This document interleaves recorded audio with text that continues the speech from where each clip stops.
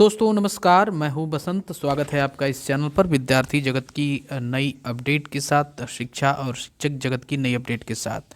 दोस्तों ये खबर जो मैं आपको बताने जा रहा हूं उत्तर प्रदेश लोक सेवा आयोग से जुड़ी हुई खबर है दोस्तों। और ख़ास तौर से एलटी ग्रेड जो शिक्षक हमारे सहायक अध्यापक हैं उनसे जुड़ी ये खबर है।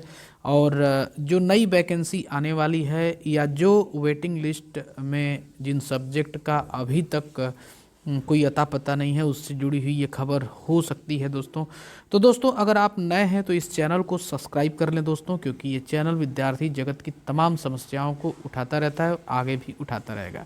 तो दोस्तों आइए खबरों को लेते हैं विस्तार से। यहाँ पर आप देख रहे हैं एलटी अभ्यर्थियों ने मांगा समकक्ष अर्हता का समाधान।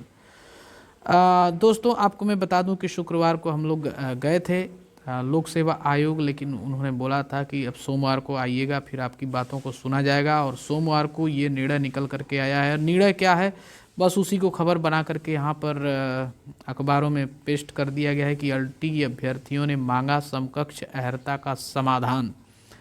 तो दोस्तों सोमवार को हम लोग गए थे और वहाँ पर बात की कि भाई समकक्ष अर्हता जल्दी से सुलझाया जाए, ताकि जो अधियाचन आया हुआ है उसमें नई वैकेंसी तुरंत आए, या फिर जो वेटिंग लिस्ट में जिन सब्जेक्ट का अभी 2018 वाला जो है अभी वो समाधान नहीं हो पाया, उस पर भी कुछ काम आगे बढ़ सके। तो दोनों चीज़ें समकक्ष अर्हता को लेकर ही फंसा हुआ है दोस्तों आइए सबसे पहले खबरों को विस्तार से ले लेते हैं, इसके बाद इस पर चर्चा किया जाएगा। राजकीय माध्यमिक विद्यालयों के लिए मुख्यमंत्री ने 18 दिसंबर को चयनित 1395 प्रवक्ता एवं सहायक अध्यापक को नियुक्ति पत्र सौंपा था। उनका पदस्थापन भी कर दिया, लेकिन इसके बावजूद विद्यालयों में पद रिक्त पड़े हैं। निदेशालय ने रिक्त पदों के सापेक्ष अधियाचन उत्तर प्रदेश लोक सेवा आयोग को पहले भेजा था, लेकिन विशेष रूप से एलटी के कई विषयों में समकक्ष अर्हता विवाद के कारण अधियाचन वापस कर दिया गया था। इसके बाद से अभ्यर्थी समकक्ष अर्हता विवाद का समाधान मांग रहे हैं। तो दोस्तों यहाँ पर बात हुई थी कि आखिर समकक्ष अर्हता का जो विवाद है ये कब तक सुलझा लिया जाएगा। तो आयोग की तरफ से यही कहना था कि निदेशालय को जो है कि बता दिया गया है, अब जब तक वहाँ शासन से कोई निर्देश नहीं आता है या निदेशालय से कोई निर्देश नहीं आता है, तब तक जो है कि समकक्ष अर्हता पे कुछ आयोग नहीं कह सकता, क्योंकि ये निर्णय प्रशासन को ही लेना है और निदेशालय को लेना है। और इसकी वजह से दोस्तों जो नई भर्ती आने वाली है एलटी ग्रेड की जो है कि उस पे भी रुकावट बनी हुई है। और साथ में जो एलटी ग्रेड 18 में जो वेटिंग लिस्ट में कुछ सब्जेक्ट का अभी तक कुछ अता पता नहीं है, उस पे भी इसी का अंकुश है। समकक्ष अर्हता के विवाद को लेकर के ही अभी तक इन दोनों नई चीज़ों में रोड़ा अटका हुआ है दोस्तों। तो यहाँ पर ये खबर दोस्तों ये है, लेकिन इस पर अभी तक कोई पुख्ता कदम नहीं उठाया गया है, न ही सरकार की तरफ से, और आयोग इसमें कुछ नहीं कर सकता। आयोग के पास अधियाचन जाएगा, आयोग अपने कैलेंडर के मुताबिक अपना काम करेगा। हालांकि लोक सेवा आयोग जो यहाँ पर जो है वो उत्तर प्रदेश माध्यमिक शिक्षा सेवा चयन बोर्ड से बहुत ही बेहतर काम कर रहा है। यहाँ पर आप देखिए, हम पिछली खबर में दिखाए थे दोस्तों कि 3 पद रिक्त हो रहे थे सदस्यों के, लेकिन लोक सेवा आयोग ने उन्हें पहले से ही भरने के लिए जो है कि विज्ञापन जारी कर दिया, आवेदन मंगा लिया है।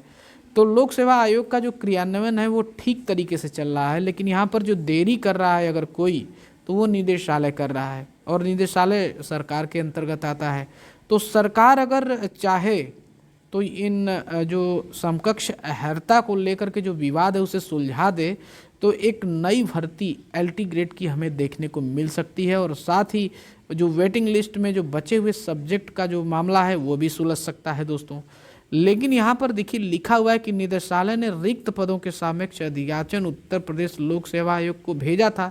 बिना समकक्ष अर्हता को सुलझाए उन्होंने अधियाचन भेज दिया, लेकिन विशेष रूप से एलटी के कई विषयों में समकक्ष अर्हता विवाद के कारण, और यही वो विषय हैं जो 2018 जो वेटिंग लिस्ट जो आई थी उसके वजह से उन विषयों का अभी तक मामला अटका हुआ है। इसी विवाद के चलते समकक्ष अर्हता विवाद के कारण इनका अधियाचन वापस कर दिया था लोक सेवा आयोग ने।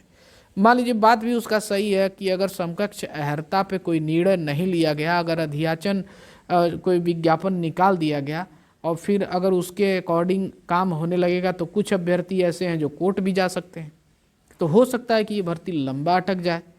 तो आयोग इन सारी चीज़ों से बचना चाह रहा है और वो चाह रहा है कि साफ सुथरे तरीके से अहर्ता जो है कि बता दी जाए प्रशासन की तरफ से, निदेशालय की तरफ से, ताकि जो है कि जो वैकेंसी निकाली जाए तो उसमें किसी प्रकार का कोई भी अड़चन न रहे।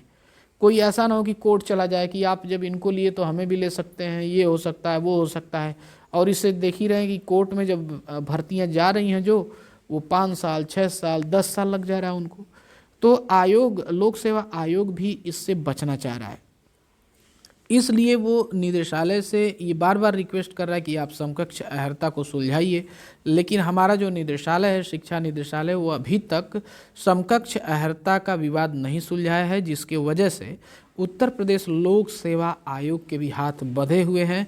और अभी फ़िलहाल में LT ग्रेड GIC की कोई नई वैकेंसी इधर तुरंत देखने को नहीं मिल रही है।